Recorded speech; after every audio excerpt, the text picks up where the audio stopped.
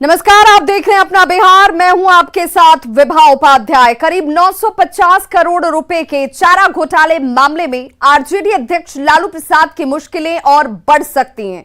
CBI के बाद अब प्रवर्तन निदेशालय यानी कि ईडी ने चारा घोटाले से संबंधित दो कांडों को टेक ओवर करते हुए मनी लॉन्ड्रिंग एक्ट में केस दर्ज कर लिया है।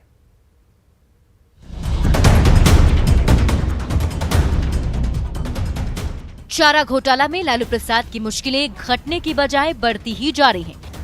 अभी पिछले ही मंगलवार को डोरंडा कोषागार से 139 करोड़ रुपए के अवैध निकासी मामले में लालू प्रसाद को दोषी ठहराया गया है। सोमवार को सजा का ऐलान होगा, लेकिन उसके पहले ही लालू के लिए एक और मुश्किल बढ़ाने वाली खबर सामने आ गई। प्रवर्तन निदेशालय यानी ईडी ने चारा घोटाला से संबंधित दो कांडों को टेक ओवर करते हुए मनी लॉन्ड्रिंग एक्ट में केस दर्ज कर लिया है। इन कांडों में दुमका कोषागार से 3.76 करोड़ रुपए की अवैध निकासी और दुमका कोषागार से 34.91 करोड़ रुपए की अवैध निकासी का मामला शामिल है। और पिछले एक साल के दौरान कुछ ऐसी संपत्तियों की डिटेल जो है वो ईडी ने खंगाला है, जिसमें कि ये पता चला है कि चारा घोटाला के पैसे जो हैं उस पैसे से उस प्रॉपर्टी को खरीदने का एक अनुमान लगाया गया। तो कहा जा सकता है कि इसी मामले को आधार बनाते हुए जल्द ही उस संपत्ति को, उस अवैध संपत्ति को केंद्रीय जांच एजेंसी ईडी के द्वारा जल्द ही जब्त किया जा सकता है, यानी कि उसे अटैच किया जा सकता है।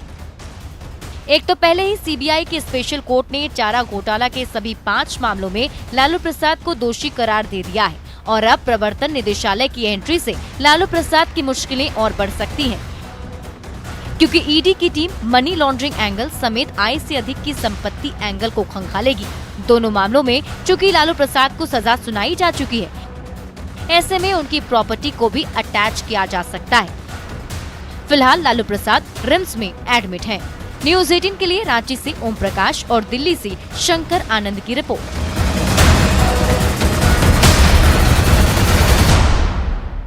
और अब इस पूरे प्रकरण पर बिहार की राजनीति में भूचाल आ गया है। सुनिए नेताओं की क्या है प्रतिक्रिया।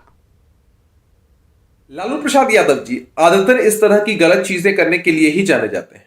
इससे पहले भी उन पर कई मामले दर्ज हुए हैं, चाहे वो चारा घोटाला हो, आईआरसीटीसी घोटाला हो या अन्य मामले हो। कई मामलों में तो उन्हें सजा भी मिली है। एक तरफ गरीबों के नाम पर राजनीति की और जब सत्ता के शीर्ष तक पहुंचे तो खुद को और अपने परिवारजनों को खूब अमीर बनाया। अब यह नया मामला भी सामने आ रहा है। खैर, जांच होगी, जांच के बाद कार्रवाई भी सुनिश्चित होगी। चारा घोटाले में बहुत बड़ी राशि का हेरफेर हुआ है, इसलिए ईडी ने उसको टेक ओवर किया है और खुद उसकी जांच करेगी। करोड़ों रुपया का मामला बनता है, पैसे का हेरफेर का, इसलिए ईडी उस मामले को जांच करेगी। कोई भी दोषी व्यक्ति हो उसमें, चाहे लालू यादव ही न हो या अन्य लोग हो, उसमें जो दोषी पाए जाएंगे उन दोषियों पर ईडी कार्रवाई करेगी। चूंकि सीबीआई, ईडी अब भारत सरकार का तंत्र नहीं, वो भारतीय जनता पार्टी के तंत्र बन के काम कर रही है। इसीलिए पुराने मामले में भी एक पर एक केस लगातार लालू प्रसाद यादव जी पे जरना ये स्पष्ट करता है कि सीबीआई हो या ईडी हो, वो अब सरकार का तंत्र नहीं, अब वो भारतीय जनता पार्टी और राजनीतिक दलों के तंत्र बन के मात्र रह गया। आदरणीय लालू प्रसाद जी से उनके विरोधी राजनीतिक लड़ाई नहीं लड़ सकते हैं। इसलिए बीजेपी जिस तरह से सत्ता के नशे में बौराई है और अपने राजनीतिक विरोधियों के ऊपर ईडी, आईटी, सीबीआई लगाई है, ये जनता सब देख रही है। आदरणीय लालू प्रसाद जी से तो राजनीतिक लड़ाई नहीं लड़ सकते राजनीतिक विरोधी। नवादा में एक बस से 1000 कारतूस बरामद किए गए हैं। पुलिस ने कोलकाता से पटना जा रही बस की तलाशी ली तो इस बस से कारतूस की बरामदगी हुई है। तस्वीरें आपके टीवी स्क्रीन पर भी हैं, जिसमें एक मामले में एक शख्स को गिरफ्तार किया गया है। पकड़े गए व्यक्ति का नाम शिवनाथ प्रसाद कुशवाहा बताया जा रहा है, जो पटना में रहता है। ये पता हालांकि अभी नहीं चल पाया है कि कारतूस की सप्लाई इस शख्स की तरफ से किसे की जानी थी। दरअसल पुलिस रोजाना की तरह शराब को लेकर तलाशी अभियान चला रही थी और इसी दौरान बस से कारतूस की बरामदगी हुई।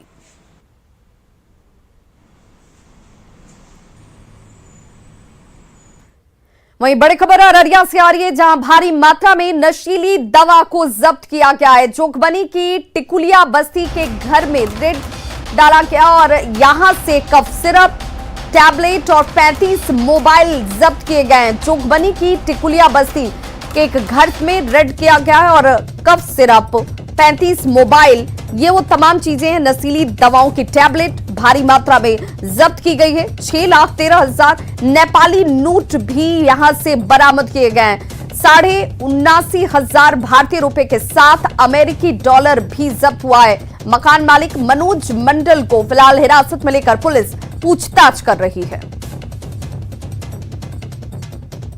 जिसमें थानाध्यक्ष महोदय स्वयं छापामारी में गए थे। छापामारी में कोरेस, कुछ नशीली दवा एवं नेपाली एवं इंडिया रुपया का बरामदगी की गई है। मुजफ्फरपुर में गैस सिलेंडर में आग लगने से भीषण आग लग गई, जिसमें 50 लाख की संपत्ति का नुकसान हुआ है। ये अनुमान इस वक्त जाहिर किया जा रहा है। घटना सकरा थाना के कटेसर पंचायत के रामनगर गांव की है। तस्वीरें आपके टीवी स्क्रीन पर।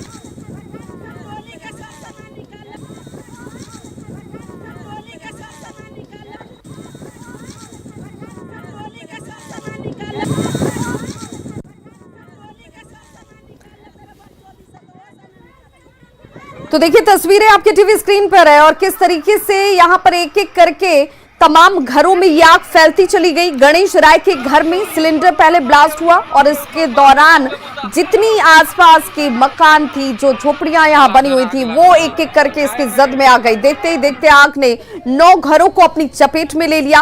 हालांकि इस घटना में कोई हताहत नहीं हुआ है, लेकिन 50 लाख की संपत्ति का नुकसान का अनुमान जाहिर किया जा रहा है। गणेश राय के घर में रखे 7 लाख कैश सहित लाखों के गहने भी इस अगलगी में जल चुके हैं। पीड़ित के मुताबिक अपने घर बनाने के लिए इन लोगों ने 7 लाख का कर्ज लिया हुआ था, लेकिन इस आग में सब कुछ स्वाहा हो गया।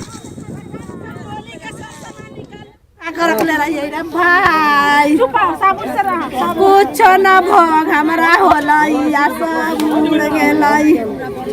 छन घड़ी में गे माई 60-70 हजार के रहे, 7 लाख रुपया रहे। घर बनावेला, बालू गिट्टी बनावेला, अथी बालू गिट्टी गिरावेला रखल है। बाप कैसे भी चल गया तो बाप रे बाप 7 लाख रहे रे बाप। दरभंगा के लहरियासराय थाना क्षेत्र के खान चौक पर 2 गुटों के बीच जमकर मारपीट हुई और देखते ही देखते मारपीट की यह घटना गोलीबारी में तब्दील हो गई, जिस वजह से इलाके में अफरा तफरी का माहौल बन गया।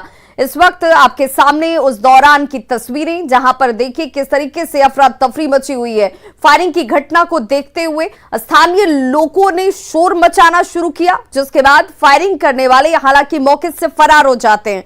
फायरिंग और मारपीट की ये घटना सीसीटीवी कैमरे में कैद हो गई। घटना की सूचना पर पहुंची लहरियासराय पुलिस ने सीसीटीवी फुटेज के आधार पर मामले की जांच करते हुए वारदात में शामिल एक अपराधी को गिरफ्तार कर लिया है और अन्य आरोपियों की तलाश इस वक्त की जा रही है। घटना का मुख्य कारण जो इसके पीछे की बड़ी वजह बताई जा रही है, वो आपसी वर्चस्व और इसी को लेकर के ये देखिए रणक्षेत्र जैसा यहां नजारा बन गया। 4-5 लड़का एक साथ था। उसके बाद मेरा चाचा का लड़का आया, उसको भी पकड़ के पीटने लगा, गोली चलाने लगा। कितनी गोली चली है? 2-3 फायरिंग हुई है सर। किसी को गोली भी लगी है? नहीं लगी है। उसके बाद क्या हुआ इसमें? कौन था? एक सरजिल नाम का लड़का है, बाकी को नहीं जानते हैं। सरजिल मेरे घर के बगल का है। खान चौक पे जो घटना घटी है उसमें प्राथमिकी दर्ज हुई है और अभी तक उसमें एक व्यक्ति की गिरफ्तारी भी हो गई है और आगे की कार्रवाई चल रही है। उसमें जो बाकी जो हैं उनकी गिरफ्तारी शीघ्र हो जाएगी। वहाँ पे पीने खाने को लेके आपस में ही उनका था विवाद था। चाय के दुकान पे बैठे और छोटे इशू को लेके दोनों ने अपना हम बड़े कि तुम बड़े इस बात को लेके लोगों ने फायरिंग की और एक खोखा भी वहाँ से मिला है। और जो भी लोग हैं वहाँ पे वो सब आपराधिक छवि के ही लड़के थे उसमें। बांका से बड़ी खबर, जहां मदरसा से हथियार बरामदगी के मामले में 2 गिरफ्तारियां इस वक्त हुई हैं। सुभाष यादव और मोहम्मद जियाउल की गिरफ्तारी हुई है। मदरसा से हथियार बरामदगी मामले में ये 2 बड़ी गिरफ्तारी, जिसमें सुभाष यादव को गिरफ्तार किया गया है, साथ ही साथ मोहम्मद जियाउल की गिरफ्तारी हुई है। धोरैया पुलिस ने इन दोनों को गिरफ्तार किया है। करहरिया मदरसे से हथियार बरामद हुआ था। एक बोरे से 4 पिस्टल और 8 कारतूस की बरामदगी हुई थी, जिसमें ये बड़ी गिरफ्तारी इस वक्त 3 महीने पहले हथियार को बरामद किया गया था और लगातार इसमें शामिल लोगों तक पुलिस पहुंचने की कोशिश कर रही थी।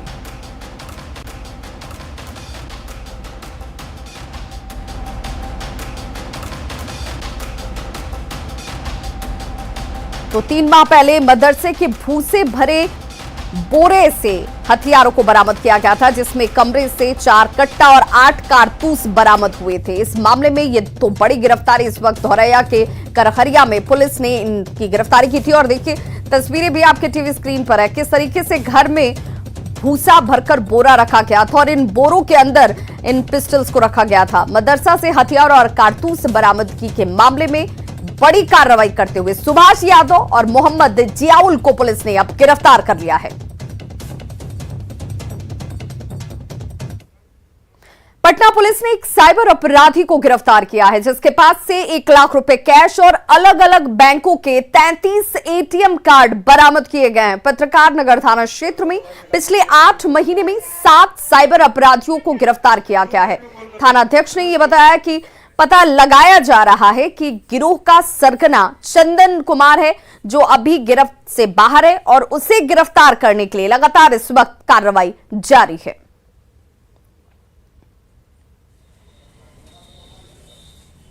जैसे पेट्रोल वाला नालंदा का है, इसके पूर्व में भी हम लोगों ने जिन लोगों को पकड़ा था उसमें से अधिकांश लोग उधर के ही थे, नालंदा नवादा के।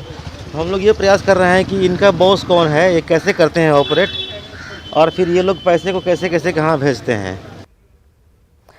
आरा में ट्रैफिक प्रभारी मनीष कुमार पर बालू माफियाओं ने गोली चलाई है। गोलीबारी में मनीष कुमार के ऊपर जब गोली चलाई गई है तो गोलीबारी में ट्रैफिक प्रभारी बाल बाल बच गए, लेकिन गोली उनकी गाड़ी के शीशे को भेदते हुए पार निकल गई। घटना आरा छपरा 4 लेन पर बढ़हरा के फुहा के पास हुआ है, जहां बाल बाल ट्रैफिक प्रभारी जो है वो बचे हैं। गोली गाड़ी के शीशे को भेदते हुए निकल गई। आरा से ये बड़ी खबर, जहां आरा छपरा 4 लेन पर फुहा के पास इस वारदात को अंजाम दिया गया। तो ट्रैफिक प्रभारी मनीष कुमार पर हमला किया गया है, जानलेवा हमला उनके ऊपर। हालांकि बाल बाल वो इस गोलीबारी में बचे हैं। तस्वीरें आप टीवी स्क्रीन पर देख पा रहे हैं। देखिए, ये वो घटना स्थल जहां पर गोली चलाई गई, बालू माफियाओं की तरफ से ये गोली चलाई गई है, जो जानकारी इस वक्त सामने आ रही है। बाल बाल हालांकि ट्रैफिक प्रभारी जो है वो इस दौरान बचे हैं फायरिंग में। मनीष कुमार, ट्रैफिक प्रभारी मनीष कुमार के ऊपर यह गोली चलाई गई। आरा छपरा 4 लेन के बढ़हरा की तस्वीर देख रहे हैं। फुहा के पास इस वारदात को बालू माफियाओं की तरफ से अंजाम दिया गया। किशनगंज पुलिस ने 4 शराब तस्करों को पकड़ा है, जो कपड़े के पीछे छिपाकर शराब ला रहे थे। जांच के बाद शराब के टेट्रा पैक की बरामदगी की गई। बिहार में शराबबंदी कानून के लागू होने के बाद भी शराब की तस्करी बंद नहीं हो रही। तस्कर पुलिस और उत्पाद विभाग की सख्ती के बाद भी शराब की तस्करी कर रहे हैं, लेकिन पुलिस और उत्पाद विभाग की सख्ती के कारण शराब तस्कर अपने मंसूबे में सफल नहीं हो रहे हैं और पकड़े जा रहे हैं। किशनगंज पुलिस ने शराब तस्करी के खिलाफ अभियान चलाते हुए 4 लोगों को गिरफ्तार किया है। पुलिस ने इन्हें बस स्टैंड के पास पकड़ा है। गिरफ्तार लोगों के पास से सैकड़ों लीटर विदेशी शराब बरामद की गई है। पुलिस के मुताबिक तस्करों ने पुलिस से बचने के लिए शराब की बोतलों को अपने शरीर से चिपका लिया था, जिसको पुलिस ने जांच के दौरान जब्त कर लिया। पुलिस ने गिरफ्तार तस्करों के खिलाफ नगर थाना में मामला दर्ज करते हुए उन्हें जेल भेज दिया है। पुलिस की कार्रवाई के बाद शराब तस्करों में दहशत का माहौल है। बिहार में मैट्रिक की परीक्षा चल रही है और राजधानी के आसपास से कई परीक्षार्थी पटना में रहकर परीक्षा इस वक्त दे रहे हैं, लेकिन इन परीक्षार्थियों को कठिन मेहनत करनी पड़ रही है। छोटे से एक कमरे में 6 परीक्षार्थी रहकर परीक्षा दे रहे हैं, उसकी तैयारी करते हैं और बारी बारी से देखिए ये छात्र जो हैं वो सोते हैं। पटना से ये हमारी खास रिपोर्ट देखिए। बिहार में 17 फरवरी से मैट्रिक की परीक्षा चल रही है और पटना जिले के भी 74 केंद्रों पर परीक्षार्थी परीक्षा दे रहे हैं, लेकिन ज्यादातर जो परीक्षार्थी हैं वो दूर दूर से पटना पहुंचे हैं। ऐसे में वो किस कमरे में रहते हैं, पढ़ाई कैसे करते हैं और तैयारी कितने घंटे करते हैं, यही जानने के लिए हम पहुंचे हैं पटना के बेली रोड स्थित एक कमरे में। देखिए बेली रोड के पास एक कमरा नजर आ रहा है और वहीं पर 5 परीक्षार्थी इसमें पढ़ाई कर रहे हैं। एक छोटा सा कमरा है, यानी 6 बाई 6 का ये कमरा है और इसमें 5 परीक्षार्थी हैं, जिसमें शयन कक्ष भी है, किचन भी है और तमाम देखिए कि सामान है, जिसे लेकर ये परीक्षार्थी यहाँ पर पहुंचे हैं। 17 तारीख से ये लोग अलग अलग विषय की परीक्षा दे रहे हैं। सभी इकट्ठे होकर यहाँ पर तैयारी करते हैं परीक्षा देने के बाद, और पूरी रात देखिए कि ये शयन कक्ष जरूर हो सकता है, लेकिन 5 परीक्षार्थी के सोने के लिए ये जगह नहीं है। सोते हैं 2 घंटा सब एक साथ? नहीं, हम सोते हैं तो वो लोग जगते हैं, वो लोग जगते हैं तो हम सोते हैं। बारी बारी सोते हैं? यस। क्यों? क्योंकि छोटा रूम है, सोने में दिक्कत होता है, इसी कारण रह जाते हैं। थोड़ा बहुत दिक्कत भी होती होगी ना? बहुत दिक्कत होती है, बहुत दिक्कत होती है। पसारने में भी नहीं होता होगा सब? नहीं होती है, नहीं होती है। अच्छा, कितना पैसा लगा? 4000 लगा है। 4000 लगा? यस, 4000 लगा है। क्या बनने का सपना आगे? इंजीनियर बनेंगे। इंजीनियर। परीक्षा चल रही है, चोरी को तो गुंजाइश है नहीं चोरी की, अब कदाचार तो हो नहीं रहा होगा। चिट पुर्जा नहीं ले जाते हैं ना? नहीं, नहीं लेते हैं चिट नहीं ले जाते नहीं, इसीलिए मेहनत करते हैं। हाँ। अच्छा, तो परीक्षा हॉल में जाते हैं तो पूरी तैयारी से जाते हैं? पूरा तैयारी करके जाते हैं। पुलिस में जाना तैयारी हो रही है? Yes sir. कैसी जा रही है परीक्षा? सही जा रही है। रिजल्ट कैसा रहेगा? 80%। 80%? Yes sir. तो देखिए अलग अलग सपना है, यानी करियर को लेकर अभी ही ये लोग कहीं ना कहीं संकल्पित हैं। कोई पुलिस सेवा में जाना चाहते हैं, कोई रेलवे में, तो कोई देख सकते हैं इंजीनियर बनना चाहते हैं। यही वजह है कि अभी कठिन परिश्रम कर रहे हैं। 800 रुपया प्रति विद्यार्थी जो है ये लोग भाड़ा दिए हैं, तब जाकर एक छोटा सा कमरा मिला है। इसी में 6 बाई 6 कमरा में जो है तैयारी कर रहे हैं और उम्मीद कर रहे हैं कि बेहतर रिजल्ट आए। जाहिर है तस्वीर देखने के बाद यही उम्मीद करते हैं कि अगर आप अभाव में जी रहे हैं, अगर आप मेहनत कर रहे हैं, संघर्ष कर रहे हैं, तो परिणाम भी निश्चित रूप से बेहतर होगा। कैमरामैन सुबोध के साथ रजनीश कुमार, न्यूज़ 18 पटना। पटना के चिड़ियाघर में नया मेहमान आया है। मादा जिराफ शांति ने शनिवार को बेबी जिराफ को जन्म दिया है। इसके साथ ही अब पटना में जिराफ की कुल संख्या 6 हो गई है। देश में सबसे अधिक 6 जिराफ मैसूर चिड़ियाघर में हैं और अब पटना जो इसके बराबर हो गया है। राजधानी पटना स्थित चिड़ियाघर में मादा जिराफ शांति ने बच्चे को जन्म दिया है, जिसके बाद चिड़ियाघर में जिराफों की कुल संख्या 6 हो गई है। पटना चिड़ियाघर ने जिराफों की संख्या के मामले में मैसूर के चिड़ियाघर की बराबरी कर ली है। छोटा जिराफ जू के अन्य जिराफों के साथ उछल कूद कर रहा है। चिड़ियाघर में आने वाले दर्शक भी जिराफ को देखना पसंद कर रहे हैं, तो इसका वीडियो अपने मोबाइल फोन में रिकॉर्ड कर रहे हैं। नन्हे जिराफ के आगमन से जू अधिकारियों में खुशी की लहर है।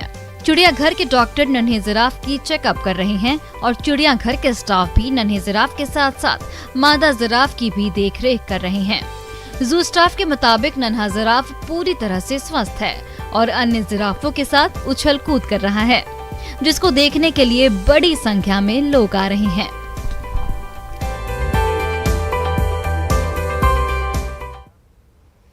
तो खबरों का सिलसिला लगातार जारी है। आप देखते रहिए न्यूज़ 18 बिहार झारखंड।